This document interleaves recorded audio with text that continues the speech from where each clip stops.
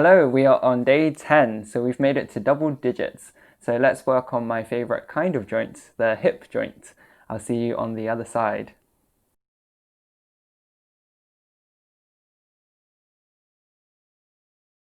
Welcome back to another class. It's good to see your face again, even though I technically can't. We are focusing on our hips today. So let's just jump right in. So standing, we're bringing our feet hips distance apart and then hands onto our hips, making hip circles. So bring your hips out to one side, forwards and round, starting with a small range of movement first and slowly increasing it as we go. Deep, steady breaths. And feeling the weight of our upper body pour into the outer edges of the feet. And maybe even observing the toes as they respond to the weight. So as my hips go back, my toes tend to grip a little bit and relax a bit as they come forwards. So it's just observing, there's no meaning.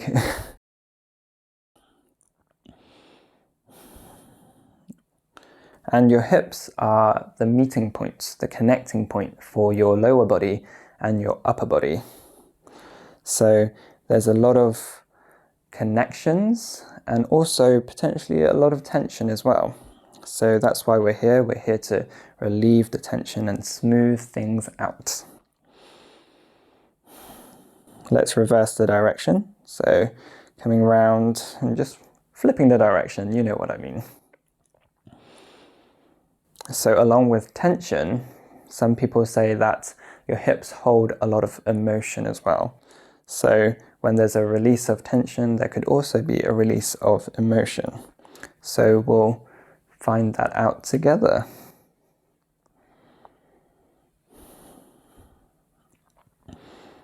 So as your hips are the connecting point of your feet, they pretty much influence a lot of your movement, as it provides a stable base, right, for your spine. So it supports your abdominals. And your hip is one of the most mobile, I think the second most mobile joint of the body. Your shoulders being the first. Both are ball and socket joints. But I think the range of movement in your hips is just slightly smaller than your shoulders, for most people anyway. And that's your anatomy fact of the day. All right, let's come back through center. And we'll start knocking on the hip area. Since we are focusing on this area, we're using our hands and we're just patting from the outer edges of the outer hips. Coming down, you can knock as hard or as soft as you want. Coming down to the outer edges of the thighs and then to the front. Coming up and then moving into the inner thighs. Coming round to the back of the thighs. Coming up towards your butt, up towards your low back, up towards your kidney space, and then coming round to the obliques, to the front, down to the abdominals, and then back to the outer edges of the feet, of the hips. All right, coming back down, front. We did a similar thing like this in the first episode. Come around to the back. And I figured if we're getting acquainted with the hips, it's good to just stimulate this area, this immediate area, coming around to the low back, kidney space, obliques, round to the front, and one more for good measure. So although your whole body is connected, it's one body, right? It's good to bring some focus on the immediate hip area, coming around to the butt, the sacrum, low back, kidney space, round to the front and back down to the front, abdominals, and relax that down. Let's move into some forward folds. So I'm going to move on to the side of the mat. You can stay where you are. Hands on your hips, feet hips distance apart. As you inhale, lengthen the spine, pressing into the feet. Exhale, belly in as we tilt our pelvis forwards, keeping the legs straight and trying to forward fold from here. So there's already a bit of strain for me, so I can feel it in my hamstrings.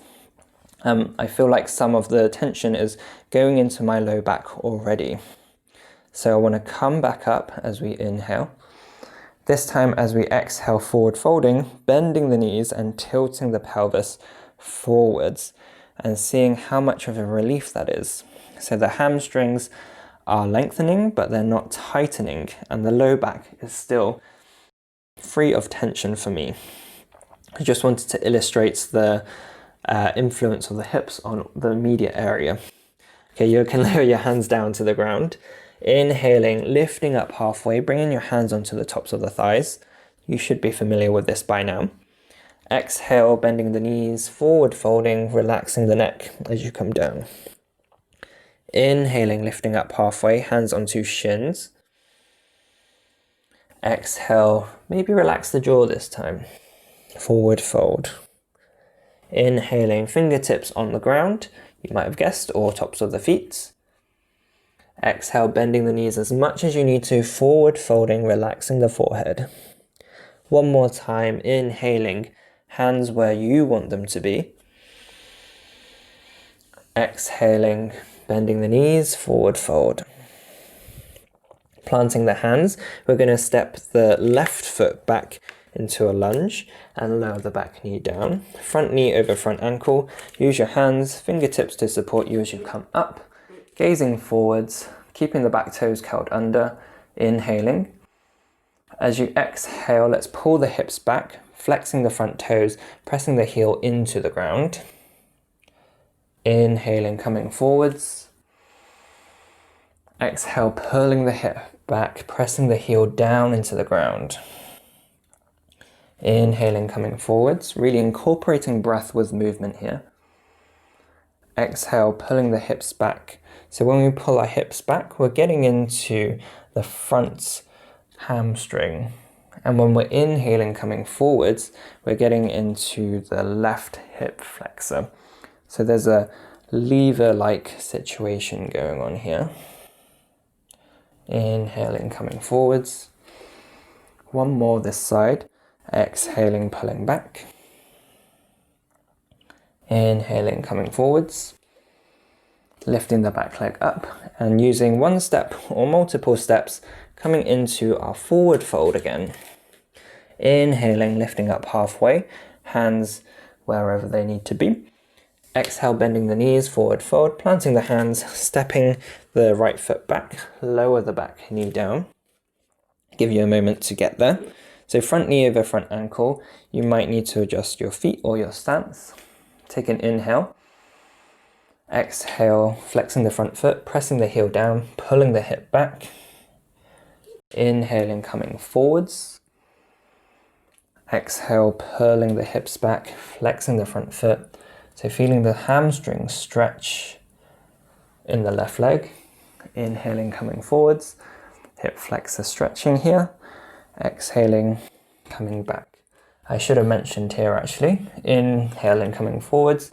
If you've got long legs, you might want to inch your front foot a little bit further forwards for a stretch. Exhaling, pulling back.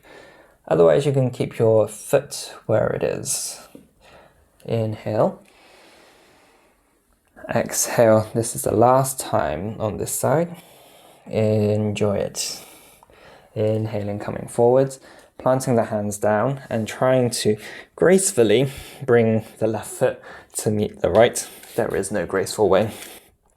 Coming into our table, so shoulders over wrists, and bring our big toes to touch and widen out the knees. So they might even come to the outer edges of the mat and send your hips back and down towards your heels. They don't have to touch. As you inhale, let's bring the shoulders and hips over towards the right and forwards. And exhale, round to the left and down. Slowly coming round as you inhale to the right and forwards. Exhale, round and down. So adjust your hands if you need to as we continue in this direction. And relax the jaw. So they say a relaxed jaw, a softened jaw, is a relaxed hip, or helps relax the hip. So this movement really helps get into the hips, and you might feel some pops and cracks going on, so enjoy those. They're a form of release. And maybe you can start to take your own initiative and linger in any places that you feel you want to explore. Any nooks and crannies that needs a little bit of extra work. We'll take 2 more breath cycles.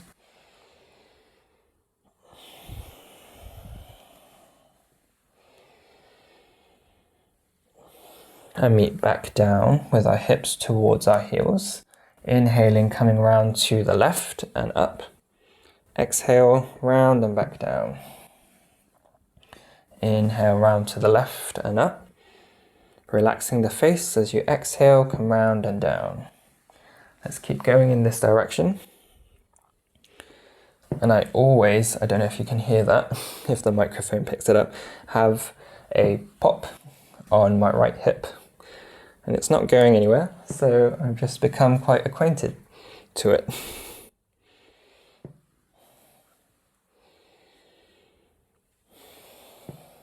Slowly lingering in anywhere that you might need to.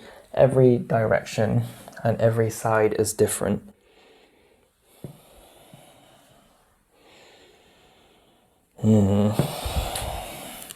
Feels really good on the hips.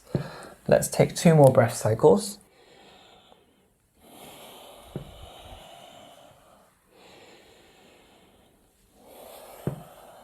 And as you inhale, let's come forward, shoulders over wrists, and bring the knees in, crossing at the shins and sitting down. So as you sit down, bring your legs in front of you and bring the outer edges of the feet together. So we want our heels close-ish enough to the pelvis, but only to an amount that's comfortable for you. Okay, so no strain in the hips. We're letting the knees open wide, and we're bringing our hands onto the feet and opening out the feet like it's a book. And let's get into a foot massage. I feel like it's a good time for a foot massage. So you want to use the thumbs and the fingers to get into the balls of the feet, and maybe to the inner arches of the feet, the center and the outer arches, getting to the heels a bit, and moving up, so past the ankles, calves. It's all a bit of self-care, right? So this pose, this posture, minus the massage, is called bound angle pose, so Baddha Konasana, also known as cobbler's pose as well.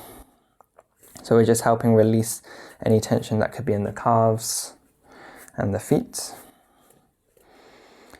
and start to press a little bit more into the outer edges of the feet together. So we're pressing them in, and you might notice already that your knees drop a little bit further down with that movement. So I like to do that just to deepen a little bit more into my hips.